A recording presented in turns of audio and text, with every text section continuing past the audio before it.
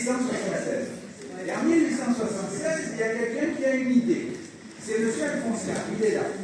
Et M. Alphonse Karr, il a, et vous la voyez dans la vitrine, un magasin de fleurs avenue de Suède, enfin au jardin Albert Ier. Et il a aussi un établissement horticole. Et en fait, il se dit, ben, c'est très bien d'avoir créé le carnaval 1873, en fait, créer le carnaval. Décider de mettre les barrières, les tribunes et le temps d'entrée, hein, ça c'était bien. Mais ça serait bien de faire quelque chose avec les fleurs coupées. Et le comité des fêtes, à qui il le propose, il dit, ça nous coûte combien? Rien.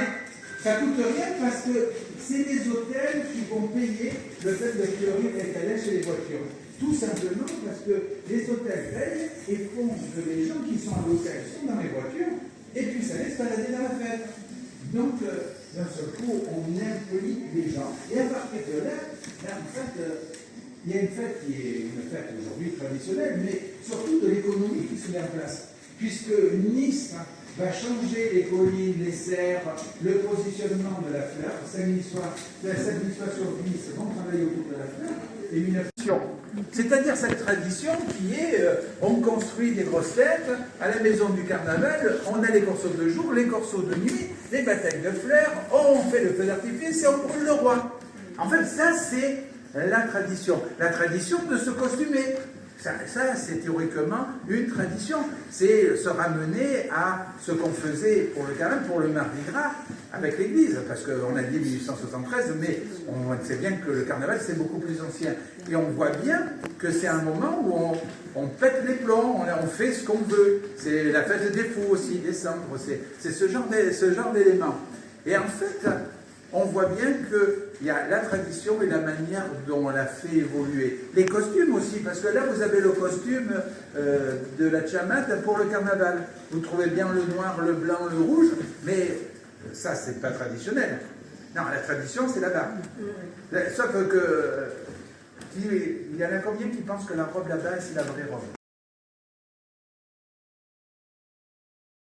Comme on aime manger, au mois de mars, c'est par exemple la poutine.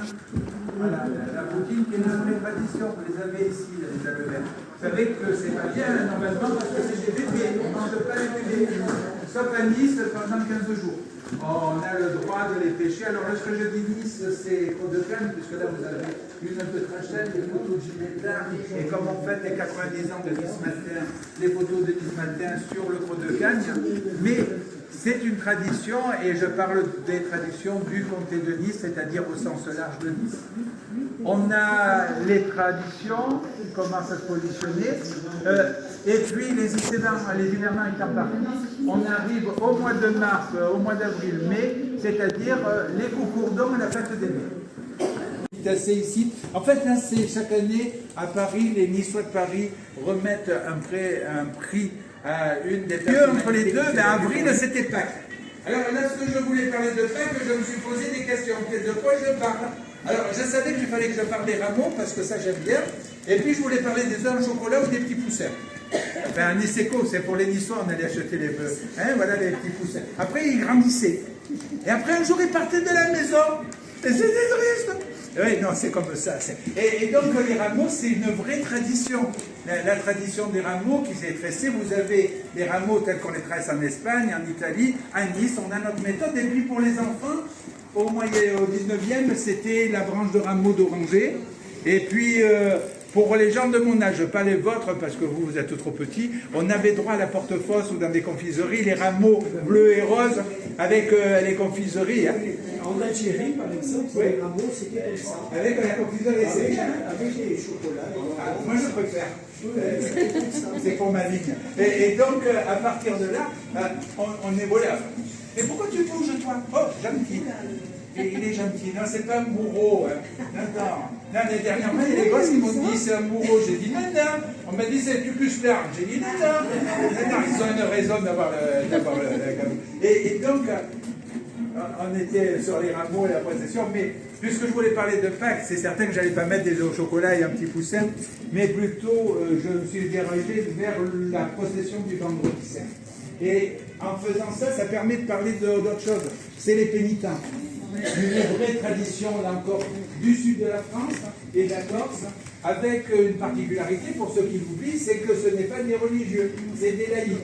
C'est des laïcs qui, lorsqu'on donne quelque chose, il y a deux solutions. On est pénitent et on met la cagoule. La deuxième, c'est « Oh, j'ai donné 20 euros, hein, c'est moi hein. !» C'est deux solutions.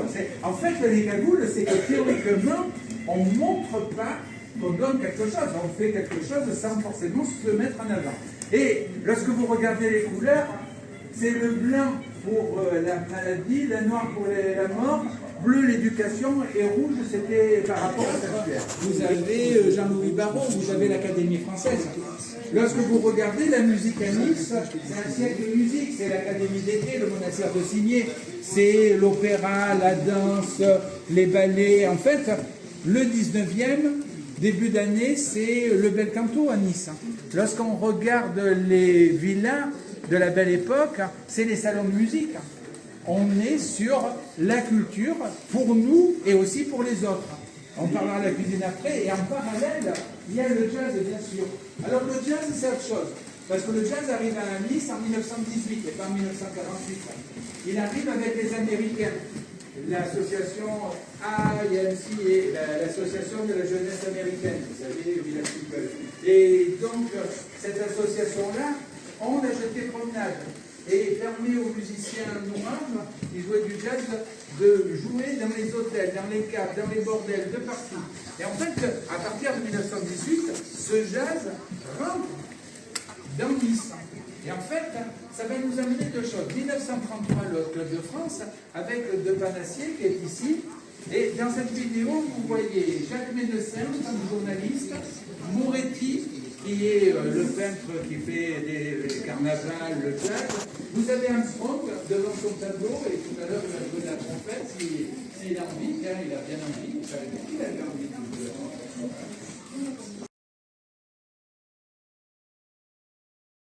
La tradition est qu'on est, j'ai les champignons. Qui c'est qui me donne sa liste de points de champignons? Mais ça m'énerve, ça, il y a des traditions qui sont secrètes. Tu te rends compte, Olivier, j'arrête pas de t'essayer, personne ne veut me donner. C'est une vraie tradition, mais c'est une tradition. La tradition d'amener ses enfants aux champignons, ramasser les châtaignes, ramasser les olives, faire les vendanges. Et c'est autre chose. C'est bien de la tradition. La tradition, c'est pas uniquement faire le carnaval et faire la fête. La tradition, c'est aussi quelque chose qu'on a par l'éducation et qu'on amène. Pourquoi? Parce que la tradition, en fait, c'est quelque chose qu'on a envie de transmettre. Et on a envie de transmettre ce qui nous fait plaisir. Et ça nous fait plaisir de manger les champignons et d'aller les chercher, et de les chercher en famille. Alors ça, c'est une partie de la tradition. Et puis, à l'automne, il y a le foot. Le foot, c'est notre tradition, ça. À part les gros mots, ça c'est une tradition aussi. Mais le foot, c'est les grands-parents, les parents qui veulent qu'on devienne comme Pelé, qu'ils fassent comme Herbin ou Charlie Loubet, qui sont au Cavigal pour un jour aller à l'OGC Nice. Ça, c'est le maillot de Charlie Loubet à l'OGC Nice. Et on voit, à un moment donné, l'importance du sport. L'importance du sport, mais avec une particularité, les supporters. Parce que c'est la partie tradition. Les joueurs, il y a des joueurs en ce moment, ils ont gagné en huitième de finale. Ça avance. Mais lorsqu'on regarde les supporters, vous êtes sur c'est le fils de Francis et le père de Jean-Luc. Et donc, à un moment donné, on reste dans le théâtre niçois, mais on va l'adapter à 2025. Avec la manière dont on joue en 2025, avec aussi le regard de Marie, qui est une jeune fille de 2025. Et on va rentrer aussi le bilinguisme. On va parler français et niçois, alors qu'au début, on parlait que niçois. Et regardez, si vous allez sur Isia Azur et que vous avez la chronique le matin vers 6h30, 7h, il vous fait des textes en français niçois. Et en fait, on essaye d'amener les gens à aller vers la langue. Ça, c'est une partie de la tradition. Et puis derrière, vous avez l'Isabelle qui fait que ce soit dans 10 ans pour 2026, avec un élément là encore pour comprendre l'évolution d'une tradition, comment ça marche. Un jour, il y a Francis Francis, il y a le maire qui dit à Francis, il a 70 ans, oh, moi la chamade, j'aimerais bien que tu fasses quelque chose. Et Francis, il dit, moi je veux bien, mais j'y connais rien en danse, j'y connais rien en autre chose que je suis comédien et je parle lundi soir. Et qu'est-ce qu'il fait? Le maire, il débrouille pas. Eh ben, je le fais. Il est allé à l'opéra. Il a vu M. Delpierre, qui était le chorégraphe de l'opéra. Et il lui a dit, et il y a le maire qui veut que je fasse des danses traditionnelles, que je monte un groupe, mais j'y connais rien. Et les danses, elles vont être chorégraphiées par le chorégraphe de l'opéra.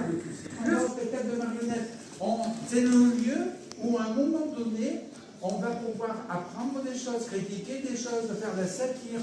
En fait, on raconte des histoires.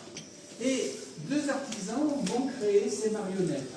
Et ces marionnettes, c'est un principe, il va raconter l'histoire de Noël. L'histoire de Noël, de manière simple.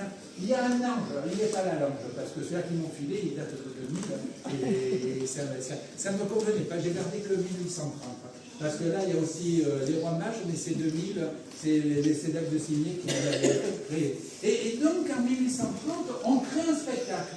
Et le spectacle est simple, il y a l'ange qui arrive et qui fait « Avis à la population, Jésus vient de naître à Bethléem, je répète, Jésus vient de naître. » Et là, Nickéo nous trouble et il se lève, mais qu'est-ce qui se passe? Il est 6 h du matin, on le réveille, et il n'est pas content là. Et qu'est-ce qui se passe? C'est qui ce Jésus? Et il y a quelqu'un qui lui explique, Barba Laurence. Barba, le tonton, il lui dit l'oncle. Et oui, c'est l'oncle. Et le tonton, il lui dit, et comment, tu te rappelles pas, il y a Jésus qui devait naître, donc il est en train d'arriver. Le curé arrive. Le curé, attendez, vous êtes sûr, c'est bien Jésus qui est né. Parce qu'on parle de Mago la niçoise, mais en homme, et avec en même temps quand même un côté très solidaire, un travail très fort sur ce qu'est la défense de nos traditions et du vieux Nice. Et il se bat tellement fort qu'il reçoit, il y a un exemplaire d'une enveloppe, des enveloppes adressées à Tante Vittorie, et dans lesquelles il y a des billets. Et un jour, Francis, il se dit, les billets, ils ne sont pas pour moi. Il faudrait que j'en fasse quelque chose. Et il va créer, et vous avez le document ici, l'œuvre des petites vieilles. Avec l'œuvre des petites vieilles, il va avoir en 3 ans 1 542 514 francs. Il va avoir un terrain au Broc. Il va avoir Nicolette qui va lui construire quasiment la maison à moindre frais. Et en fait, ça va permettre aux dames du Vieux-Nice, qui étaient veuves, qui n'avaient pas vraiment les moyens, de vivre correctement. C'est la maison qui est au Broc et elle existe toujours.